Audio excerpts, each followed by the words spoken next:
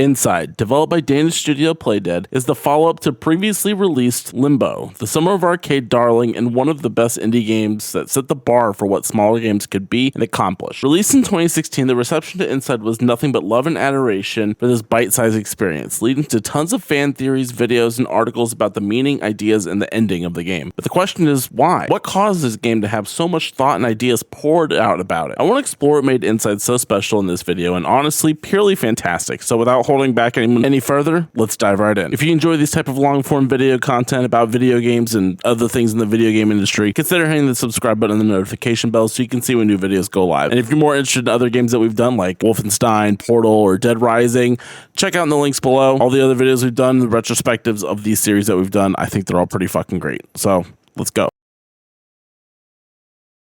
Inside opens with a simple title card, blood red wording backed behind a dark, dreary forest. No music or introductory cutscene plays. The soundscape of insects and rain pattering against the leaves serve as a subdued background noise, but not overpowering with any soundtrack or musical accompaniment. In tapping A, the words fade and the boy, donning a bright red shirt and missing all visible facial features, slides down the hill on the left and we begin. Stylistically, I love what this game is going for. The use of bold colors to draw attention to the important aspects on the screen, the subtle silhouettes of the background of the level, giving the sense of an expansive scale and making you feel as the player incredibly small and helpless in this world, which in the grand scheme of things, you are. Everything in this world is designed to kill you, from the other people to the dog to the water to the drops. It's dark and oppressive, and the only aspects of lighting used to show the relative safety of the world. This game is gorgeous, and while having aspects of realism, the entire experience looks and feels absolutely surreal. My favorite area by far is the city, the area you enter after escaping the forest and the farm. Jumping from roof to roof, watching the line of faceless automatons marching behind you in the background, you see how there is something just absolutely off with the city. There's no actual people and everything is absolutely abandoned, and yet the parade of puppets trailing is unsettling and honestly pretty fucking creepy. And this look goes into almost everything in the game, to the labs with the creepy water thing, the testing area with the massive booms. In fact, the only area that's ever well lit is at the very end of the game, but we'll get there in due time. Visually, this game is stunning and everything has a place, so stay a while and take it all in. You won't be disappointed.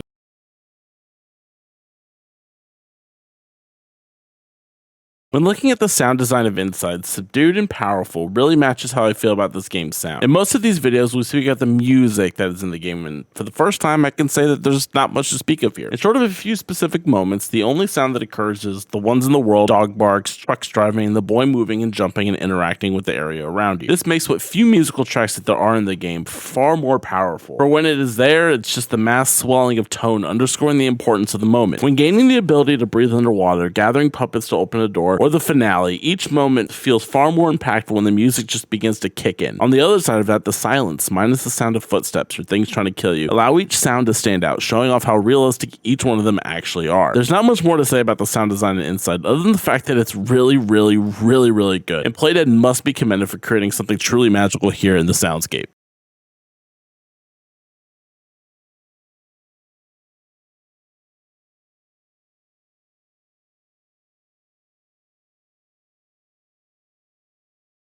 In terms of gameplay, much like the previous game, Limbo, there's not much to Inside and not much more is actually needed. The bulk of the game is boiled down to the pretty simple platforming and light puzzle solving. Nothing that complex, but with a game like Inside, not much is needed. Even in the underwater sections of the curve midway through, everything is pretty much the same, minus the charge boost mechanic used to break walls or jump obstacles in your little bubble thing that you're driving in. The key part of these types of games is the feel, and to me, Inside feels almost immaculate. Everything works as it should, nothing ever feels cheap or like a jump didn't respond as it should. While some of the chase sequences require you to know what's actually about to come up and don't trip over sticks, these all feel amazing as well, with the timing of the chasers being tuned to keep you on the edge of your seat, as well as always closing in and allowing your escape to be there literally by the skin of your teeth. The balance of this timing shows just how well Playdead foresees and caters the game for what players are going to do or has to do next. From the dog chases, people shooting at you, or giant canisters falling behind you in an attempt to murder a small boy, all these are fucking great and give a ton of tension to you, the player. This further solidifies the power of keeping shit simple. There's no combat, and if there was, Inside wouldn't be nearly as good as it is. Inside almost plays like a perfect game, perfectly tuned and well crafted for the player to move through. But without further ado, let's hop into the meat of this video and the reason why Inside is so fucking good. The reason why everybody looks fondly on Inside, and I want to give a disclaimer here. This game is best experienced blind, and while antithetical to what YouTube actually wants, if you haven't played Inside before, I want you to turn this video off and play it to experience it all for yourself. Everything that up until this point has been pretty spoiler free, but from here on out, we're going to be talking super in depth about everything that happens in the game,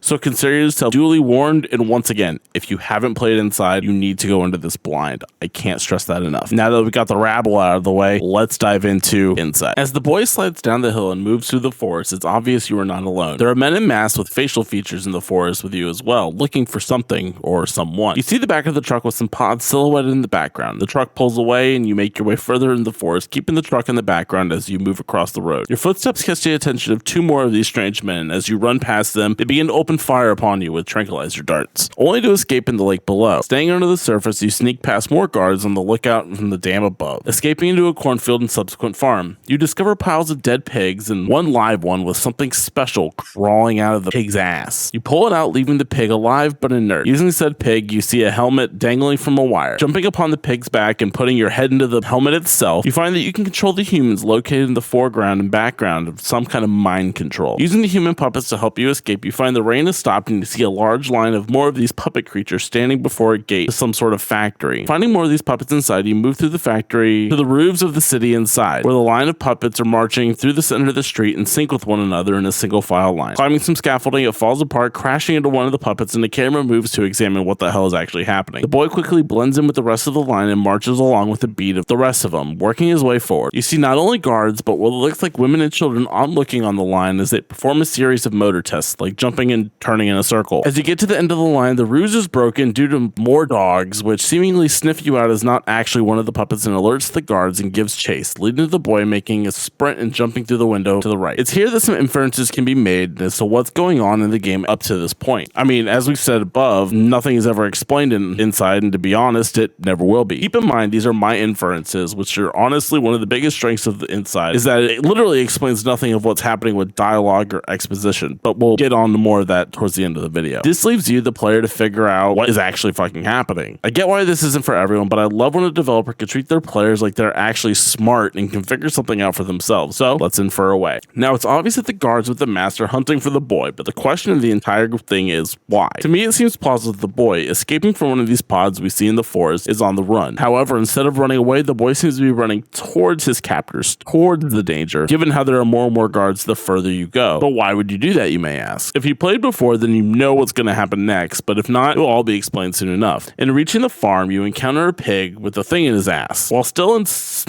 inserted like a worm-like butt plug, this pig charges you over and over again, albeit its running is really fucked up and it's leaning to and fro over and over again, like it's learning to walk for the first time. Once extracted, the pig becomes inert. In the next room, you introduce the mind control helmet and puppets, and those mechanics that will be engaging with the rest of the game. To me, these two scenes are explicably linked and were placed next to each other intentionally, leading to the player to infer that the worm, much like you in the helmet, was mind controlling the pig in the first place, linking the two phenomenon together, one being mind control in nature and the other being man-made mind control, and probably related in some way or another. When reaching the line of puppets, it's hard not to see the contrast between the guards and the other onlookers having masks with eyes and mouth, and you and the puppets completely facially featureless. To me, the boy is in fact one of the puppets, having some sort of free will or control as to what he's doing, unlike the rest. Why is it? Well, we'll find that out here soon too. But who are these onlookers, and why is everything so fucked up? Why would they bring their kids to watch these puppets? Why do the things in the conga line? My only thought is the fact that these puppets are traded as some sort of commodity for society, being used as butlers, miners, and hard laborers, as we have seen so far with a few in overalls and work clothes, and we'll see a ton more later. This mind control is being essentially sold, leading to purchasers ensuring that the puppets they have will receive the following following cognitive orders and function as well as they should. And thinking about this a bit deeper, the thought of this is completely fucked up and morally bereft, but is it really that unfathomable? We as humans have traded in people before in the form of slavery, so is it that far-fetched to think that this would even be the case, that we would create people to basically do our grunt work for us? My initial thought is no, as we see all this through the boy's eyes and how they interact and treat the puppets walking in this line as well as the boy himself. But with all this conjecture out of the way, let's continue to the midsection and to the end of Inside, and we'll get more into the analysis at the very end.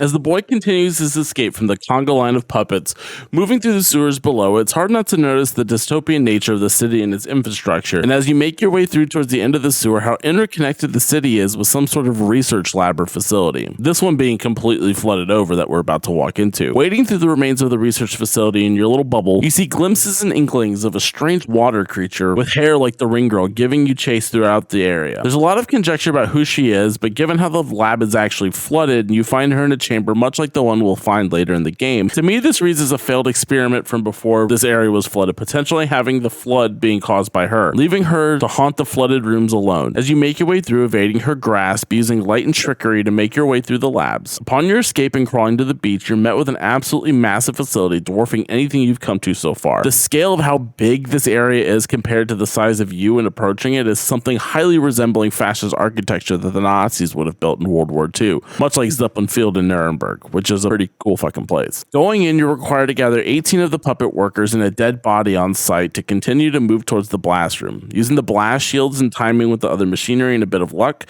you make your way through the blast room to reach more water. To double back to this area with the giant blast, it seems like this is some sort of mining facility, as you see rocks and rubble kind of flying towards the screen, but the blast being so powerful that if you're not covered by any of these blast things, you're completely destroyed. I love this part for its just sound design and aesthetic, as these sounds are just so fucking booming that it creates reverb in your headset, or portrayed to be so, much like you sitting in a sonic boom or standing by a jet plane engine and how you ineptly go deaf because your ears just can't take the sound. The recreation of this is absolutely magical, and this area is fucking awesome and just so much fun to explore and just go through. So take a moment here and enjoy the sound design, as this is literally the best that it gets in the entire game. Anyway, as you make your way into the next area, you notice the same underwater creature from before, floating in a sea of tranquility, much like the pod that we found her in earlier. That is until you descend into the water again and she gives you chase over and over again. Making your way through, she inevitably catches up with you, dragging the boy to his death in the water below. As you take your last breath, she plugs you up into some sort of device, and as you sink lower and lower, followed by the fish in the area that live there now as well, you discover some life has come back into you, and you're now able to breathe underwater as well. The plug somehow bringing you back and giving you the ability, which will come in handy not only in the escape in the immediate, but for the purpose later in the game. After the bout of underwater fun, you get to probably the strangest part of Inside, the area that reminds me of some hardcore Death Stranding shit. Wading through these lab areas, you have the water on the ceiling above you and what looks like bodies of some sort of humans floating above you. In changing the water level, you learn that these are actually half-formed puppets, either in a creation stage or some sort of like half sort of falling apart or decomposition. It's not really clear, but I lean towards the creation side of it, like they're building these puppets for some sort of purpose. Using these blobs of humanoid beings, you make your way further into the lab, where you finally see the main facility inside, with what looks like people running into it. Something is happening in there, and it's up to the boy to make his way in and see what's going on, and it feels like your purpose of where you're going lies in front of you. I have to say too, the slight interaction of the boy putting his hands upon the glass when he's looking on this facility is A, used in the trailer, but B, it just looks so fucking clean. Like the small details of the interactions of the boy with the world around him, grabbing boxes, shifting things behind him. It's masterful. Running up to the entrance, the puppets stop as you reach the threshold, and you see a recently abandoned set of computers, lit cigarettes, and presentations that were ongoing at the time, meaning that it's been recently occupied. You see more humans all running in the same direction you are. Looking into the glass room where all are gathered, it's a pool of water. It's odd because no one in the facility attempts to actually stop you here, despite all that's occurred before, from the shooting at you to the strangling of you to sicking the dogs upon you and the like. They give you a strange look look and wondering why you're there, but continue to stare into the liquid abyss, like something is about to happen and they don't want to miss it. Something big. The boy sneaks below deck to the underside of the water tank and using the fan to blow his way inside the aforementioned water tank, also blowing his clothes off in the process, leaving a naked boy puppet to swim in front of the scientists we just passed. Going further into the tank, there's a massive flesh-colored blob floating attached to a ton of cables and tubes. These look fairly resemblance to the mind control devices we've seen throughout the game. The boy moves to free the blob of these tubes, and when the last one is ready to be pulled, he is consumed by the blob, sucked up in his entirety. Given the dormant blob the sentience of you, the player, the blob breaks out of his watery prison, the anthropomorphic flesh-colored amalgamation of hands, parts, noises, and the like, resembling to me what looks like pieces and parts of the puppets we've encountered along the way. This hive mind, using all of its limbs and fortitude, wreaks havoc upon the facility and its grand escape. However, as you move through, you notice that not all the scientists are fleeing, and in fact, many seem to be trying to help you, like opening doors and providing a hook for you to get through the wall in front of you. Using the help, you shatter your way through the final wall and tumble down the hill to land on the beach, a beacon of light shining above you, free at last, or so you think.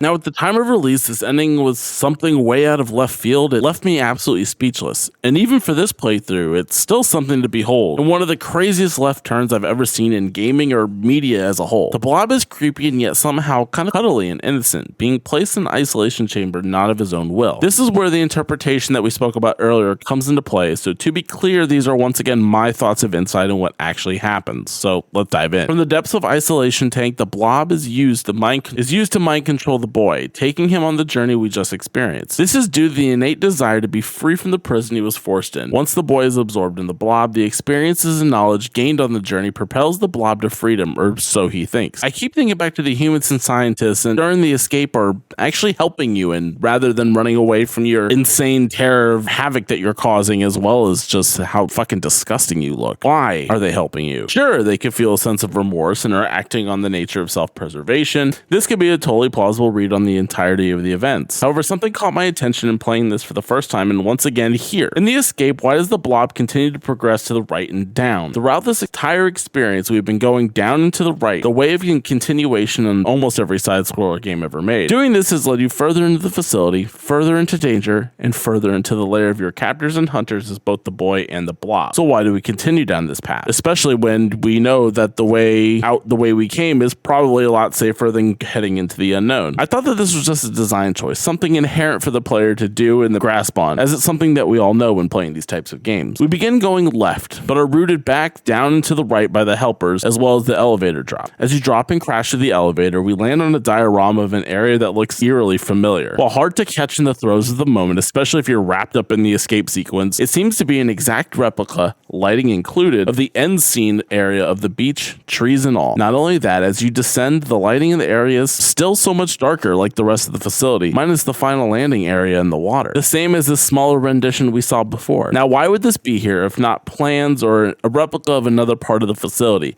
An area to hold the blob, giving him a sense of peace and freedom, while not actually free. To me, the blob is the originator of the mind control tech that we see throughout the game, from the worms of the same color to the yellow hats we use in controlling the puppets and all throughout the game. However, think back to the conga line. Where were these hats there? How were these puppets even moving in the first place? Not only that, it wouldn't make much sense to have puppets designed to do labor and tasks in facilities and homes if someone has to be doing the same actions with a helmet on. That would essentially defeat the purpose of the product. To me, the blob isn't needed anymore for these purposes of mind control, but given the implications of what it can do and what it knows and how it acts by controlling the puppets as well as the boy, something needs to be done to keep it contained. Thus, an area resembling some semblance of freedom was created for the purpose of containing and monitoring the blob. Hence the leading of the final room we find ourselves in. The semblance of freedom. Not really there, but it exists in our minds. As for the secret ending, if you shut off all the light ball collectibles found throughout the game, you go into a bunker where you flip a switch and the boy goes limp. I understand and personally feel that this is just a metaphor to us, the players, seceding control and further expanding on the idea that we as gamers are only in pure control of the boy on screen. Hence the unplugging, the boy goes limp, and we begin the game again. This is more just a meta nod to something resembling, us players controlling what's actually happening on screen. And when we cut that control in this facility, we cut the control of the boy, hence the game ending. I don't think this actually has much to do with the story other than further expanding upon the mind control theory that's presented to us in Inside. So I kind of shut that one off to the side a little bit, but it's a pretty cool Easter egg if you want to go and actually do it. I suggest you do. But those are my interpretations of Inside. And that being said, that is just my interpretation. What Playdead managed to accomplish here is nothing short of magical, where entire Reddit threads, fans online, and theory crafting can be done, and anyone can come up with their own interpretations of the events of the game. The game has given you enough breadcrumbs to feed your imagination while not ever giving you the nitty-gritty of what's actually happening. Your reading of the game may very well be different than mine or anyone else's. I've seen theories that this game is an allegory for cancer, pregnancy, a meta-interpretation of gamers' agency in a video game, workers' rights, you name it. And I can't feasibly tell them that they're actually wrong. What they got out of the game goes into who they are as a person, what they believe, what they think, and they could totally be right on that front as well. Playdead has never sounded off on the meaning of Inside, and that's what really makes this game so special. To stick with the events, portray them to the player, and let their imaginations go is something not seen in almost any game or really any medium as a whole, minus those artsy video games that